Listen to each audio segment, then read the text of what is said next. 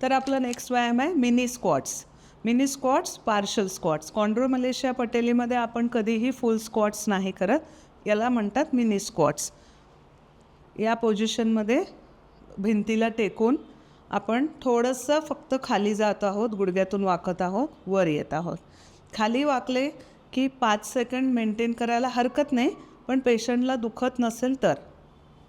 आता जशी ही खाली गेली आहे, 1 2 3 4 5, हा झाला पार्शल स्क्वॉट्स. यानंतर आहे पेशंटला साईडलाईनमध्ये एका अंगावर झोपवायचं आहे.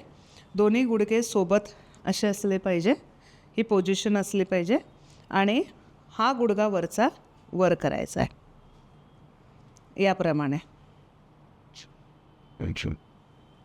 खाली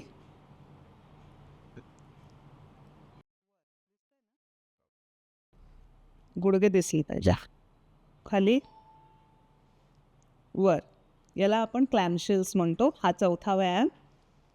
नंतर खालचा पाय तसाच मोडलेला राहू द्यायचा, वरचा पाय स्ट्रेट करायचा आणि पेशंटला वरचा पाय स्ट्रेट वर उचलायला सांगायचं.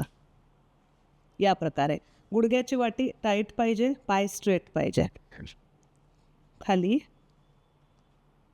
वर. वर तुम्ही 5-7 सेकंड्स मेंटेन करू शकता.